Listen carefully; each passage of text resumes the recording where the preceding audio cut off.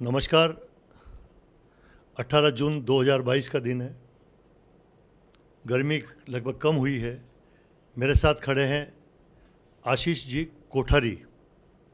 Ashish ji Kothari CA हैं। CA का मतलब हम सब समझते हैं, कारण के हम सब बिजनेसमैन हैं।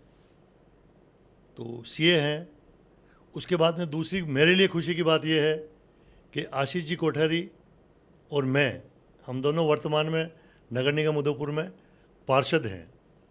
ये भी भवन अनुमति जो समिति होती है नगर निगम में, उनके अध्यक्ष हैं, और मैं अतिक्रमण समिति का अध्यक्ष। बट आशीष जी और हम जब पार्षद बने उसके बाद में अच्छे फैमिली फ्रेंड भी बन गए। तो अभी अभी क्या है कि आशीष जी, वैसा मैं आपसे डायरेक्ट बात करना चाहता हूँ कि कभी कभी मैं भी शेयर का धंधा करता हूँ। अभी 5-10 दिन पहले या 15 दिन पहले मैंने टाटा स्टील के शेयर खरीदे। 1300 रुपये का एक शेयर खरीदा, और 15 दिन बाद आज देखता हूँ तो कोई 900 रुपये आ गया यार। तो ये शेयर बाज़ार में इतना उतार चढ़ाव क्यों आ रहा है, और ये हमारे उदयपुर की जनता को बतावे, और शेयर में कैसे वो बिजनेस इन्वेस्ट करें। और क्योंकि आप परफेक्ट सीए हैं, बताइए। देखिए भाई साहब, आपने जो प्रश्न पूछा है यह भी वाजिब है। अभी लगभग जो भी शेयर मार्केट में इन्वेस्ट करते हैं, भारत के नहीं पूरी दुनिया के लगभग तमाम इन्वेस्टर अभी शेयर बाज़ार की मंदी से त्रस्त हैं। मंदी भी अचानक ऐसे ही नहीं आती है, उसके कई सारे कारण होते हैं। अभी एक तो सबसे बड़ा कारण तो था जैसे रशिया यूक्रेन का युद्ध, उसकी वजह से कई कमोडिटीज़ की सप्लाई पर ब्रेक लगा, और जो प्रोडक्शन वहाँ होता था वो नहीं हो पाया, तो उसकी वजह से दुनिया में काफ़ी सारी चीज़ों की किल्लत हो गई, महंगाई बढ़ गई। दूसरा, जब महंगाई बढ़ने लगी, मनी बाज़ार में बहुत सारी सर्कुलेशन में थी, चाहे अमेरिका हो, चाहे इंग्लैंड हो, चाहे भारत हो, तो उसको कंट्रोल करने का सबसे बड़ा तरीका ये होता है वहाँ के जो भी केंद्रीय बैंक होते हैं, जैसे भारत में रिजर्व बैंक है, अमेरिका में फेडरल रिजर्व। तो उन लोगों को क्या कि तुरंत ब्याज दरें बढ़ानी पड़ती है। ब्याज दरें बढ़ाने से क्या होता है कि मनी की जो पहुँच होती है वो थोड़ी महंगी हो जाती है, भले बिजनेसमैन के लिए हो, इंडस्ट्रियलिस्ट के लिए हो, किसी भी फील्ड में हो। तो उस ब्याज दरों के बढ़ने से उनको क्या डिमांड बाज़ार में कम होने लगती। धीरे धीरे इसका असर आता। आज नहीं आएगा, अभी 3 महीने 4 महीने बाद हमें असर दिखेगा, जब अचानक हमें लगेगा कि गाड़ियों की सेल्स डाउन हो गई है, टूरिज्म पे इम्पैक्ट आया है, और भी सारी चीज़ें, तमाम चीज़ें महंगी होती। तो जो मध्यम वर्ग होता है, जो भी गरीब वर्ग होता है, वो तरह से उन चीज़ों पर लगाम लगाता है, आवश्यकता अनुसार ही खरीदता है। बेतहाशा महंगाई को कंट्रोल करने के लिए एक बहुत अच्छा ये रीज़न है। इससे क्या होगा, शेयर बाज़ार तो सारे करेक्ट हुए हैं, लेकिन ये भविष्य के लिए अच्छा संकेत है। अन्यथा बेतहाशा वृद्धि से शेयर बाज़ार में लोग बाग तुरंत पैसा कमा रहे थे, और उसके डूबने के बहुत ज़्यादा आसार थे। जो समझदार इन्वेस्टर होता है, इस समय मंदी के समय वो धीरे धीरे करके अच्छे स्टॉक सेलेक्ट कर रहे हैं। इस समय यदि इन्वेस्टमेंट करते हैं, बाज़ार की मंदी को कोई भी पैरामीटर नाप नहीं सकता कि बॉटम आ गया है। हो सकता है यहाँ से भी बाज़ार 5-10% और करेक्ट हो, लेकिन टुकड़े टुकड़े में आप अच्छे शेयर्स में निवेश करते रहें। साल 2 साल बाद पुनः धीरे धीरे वापस ये साइकिल सुधरेगी, युद्ध भी समाप्त हो जाएगा। चाइना में भी जो स्लो डाउन हुआ कोरोना की वजह से, धीरे धीरे वहाँ भी लॉकडाउन खुलने लगा है, प्रोडक्शन चालू हुआ है, और निश्चित रूप से साल भर के वक्त के बाद में हम लोग देखेंगे अच्छे इन्वेस्टर पुनः बाज़ार में स्थापित होंगे। और जिन लोगों ने केवल सट्टेबाजी की, वे लोग बाज़ार से गायब हो जाते हैं, और वे कोसते शेयर बाज़ार को हैं, जबकि ये भी एक साइंस है। आशीष जी, मैं रोकना चाहूँगा।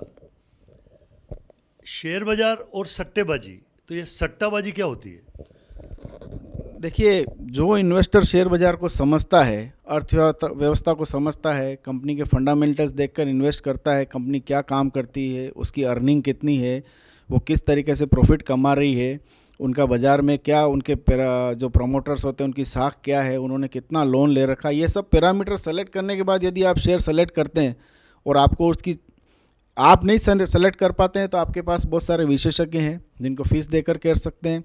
एक सामान्य आदमी म्यूचुअल फंड के जरिए जा सकता है, लेकिन सिलेक्शन अच्छा होगा तो आप कमाएंगे। सट्टेबाजी वो होती है कि आपने नया नया शेयर बाज़ार ज्वाइन किया, मेरे कहने से, किसी और के कहने से, या कहीं से टिप आ गई, आपने पैसा डाला, 1 दिन में डबल हो जाएगा, 2 दिन में हो जाएगा, इस बातों पर विश्वास कर लोग बाग पैसा डालते हैं। हो सकता है शुरू में 2-5 हज़ार 10 हज़ार का मुनाफा भी उनको 1-2 दिन में नज़र आता हो, धीरे धीरे उनको आदत लग जाती है और बड़ा नुकसान कर बैठते हैं। इसी को सट्टेबाजी बोलते हैं। ये अनुशासन में रहकर आप निवेशित रहेंगे तो निश्चित रूप से आप इस शेयर बाज़ार से बहुत अच्छी वेल्थ क्रिएट कर सकते हैं। बड़े बड़े उदाहरण हमारे सामने हैं। हम जिनका नाम डेली सुनते हैं, राकेश झुनझुनवाला हैं, विजय केडिया हैं, इस तरह के बड़े इन्वेस्टर हैं जिन्होंने जीरो से शुरुआत कर अपनी आज 500 हज़ार करोड़ 10,000 करोड़ की वर्थ बनाई है। अच्छा, मुझे एक जानकारी और दें। जैसे कि मान लो टाटा मोटर्स का शेयर है, तो हम भी टीवी में देखते हैं कि टाटा मोटर्स मतलब टाटा कंपनी, तो क्या वो शेयर का उतार चढ़ाव, जैसे टाटा मोटर्स की गाड़ी है बहुत ज़्यादा बिकेगी तो उतार, या नहीं बिकेगी तो उतार चढ़ाव होता है, या और कोई कारण होता है? इसके कई कारण होते हैं।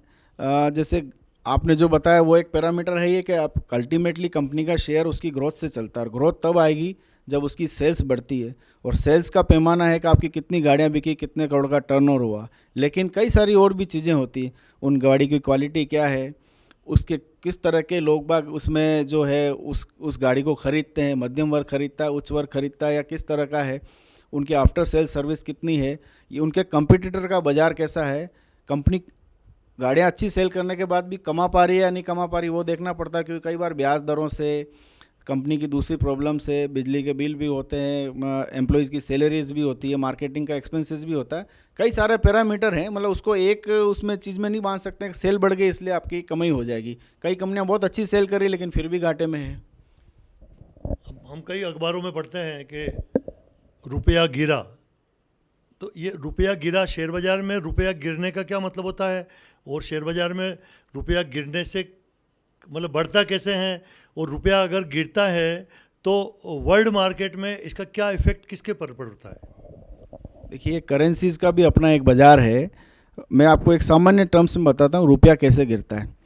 हमारे यहाँ कई बड़े बड़े FIIs, विदेशी निवेशक जो बोलते हैं, फॉरेन इंस्टीट्यूशनल इन्वेस्टर्स, उन लोगों ने पैसा डाल रखा है, शेयर बाज़ार में भी डाल रखा है, कई कंपनीज़ में प्राइवेट इन्वेस्टमेंट कर रखा है। उन्हें जिस देश में अपॉर्चुनिटी नज़र आती है वो यहाँ से पैसा निकाल कर दूसरे देश में डालते हैं। तो उस जैसे अभी क्या वर्ल्ड वाइड मंदी हो रही है, अमेरिका में ब्याज दरें वगैरह बढ़ रही है, तो उनको लग रहा है कि उनका इन्वेस्टमेंट यहाँ से ज़्यादा रिटर्न देगा, तो अचानक वो अपने शेयर औने पौने दामों में भी बेचकर यहाँ से पैसा निकालते हैं। और पैसा निकलता है विदेशी करेंसी के रूप में। तो भारत सरकार के पास जो फॉरेक्स रिजर्व है उसमें से उनको भुगतान कर हमें देना पड़ता है, क्योंकि उन्होंने डॉलर्स में यहाँ निवेशित किया था तो वापस डॉलर्स में ले जाएंगे। उस समय अचानक करेंसी की जब बहुत ज़्यादा भारत से आउटफ्लो होता है तो रुपया स्वाभाविक रूप से गिरना ही मतलब गिरेगा ही गिरेगा, उसका कोई इलाज नहीं है। लेकिन इसमें भी कई एक्सपोर्टर्स को फ़ायदा होता है, इंपोर्टर्स को नुकसान होता है। तो दोस्तों, आशीष जी कोठारी CA हैं। CA का मतलब हम सब जो जानते हैं, जो भी बिजनेस करते हैं, कि उसको आज की तारीख में CA बहुत ज़रूरी है, क्योंकि कई तरह इसके आजकल छापे वापे पड़ते हैं, इनकम टैक्स भरना पड़ता है, ED का छापा पड़ सकता है। तो हम अगर एक अच्छा CA रखकर अपना बिजनेस करेंगे तो हमारे को ये सारी परेशानी नहीं आएगी। यही है ना, CA का मतलब क्यों रखते हैं? निश्चित रूप से एक चार्टर्ड अकाउंटेंट एक मल्टी डायमेंशनल काम होता है। हम लोगों की जिस वातावरण में ट्रेनिंग होती है, जिस एग्ज़ाम को पास कर हम बने हैं, पूरे हिंदुस्तान में एक ही इंस्टीट्यूशन है, ना तो कोई यूनिवर्सिटी, ना किसी राज्य सरकार या किसी सरकार का दखल है। एक पेपर होता है, एक सिलेबस होता है, एक जैसा ट्रेनिंग मॉड्यूल होता है, और हमें वो सब इस कोर्स में सिखाया जाता है जो अर्थव्यवस्था के लिए आवश्यक हो। मैनेजमेंट के रूप में भी हमारे चार्टर्ड अकाउंटेंट बहुत अच्छा काम करते हैं। अर्थव्यवस्था के हर पैरामीटर पर CA की आपको रिक्वायरमेंट रहती है, और निश्चित रूप से यदि आपने एक CA को अपना सलाहकार बना रखा है तो आपको व्यापार में कदम कदम पर सहायता मिलेगी, और आप अपने व्यापार को दिन दूनी रात चौगुनी तरक्की कर सकते हैं। धन्यवाद। तो देखिए बॉस, आशीष जी कोठारी, हम तो दोनों साथ में पार्षद तो है ही है नगर निगम मधुपुर में, क्योंकि 2022 चल रहा है, लगभग 2 साल पार्षद हैं अपन साथ में। 2.5 साल हो गए अपने को, बिल्कुल, और ये साथ जीवन भर रहेगा, ऐसी सभी मेरी कामना। और सभी पार्षद साथी बंधु बहन जो हमारे साथ चुनकर आए हैं उनसे एक बहुत अच्छा रिश्ता हो गया है, और निश्चित रूप से हमें एक नया परिवार मिला है। तो ये अच्छे हैं आशीष जी, हमारे भी दोस्त हैं, जैसा कि कह रहे हैं कि जीवन भर का रिश्ता है पार्षद भर। क्योंकि मेरा परिचय इनसे है, जब हम पार्षद बने नगर निगम के एक साथ 2-2.5 साल पहले ही था, लेकिन हमें मालूम है कि हम बिल्कुल फेमिलियर हो गए हैं, और ये ज़िंदगी भर रिश्ता चलता है, क्योंकि दोस्ती करना और अच्छी दोस्ती निभाना हमारे नेचर में। आपको बहुत बहुत धन्यवाद। धन्यवाद। Thank you sir, thank you. आभार आपका।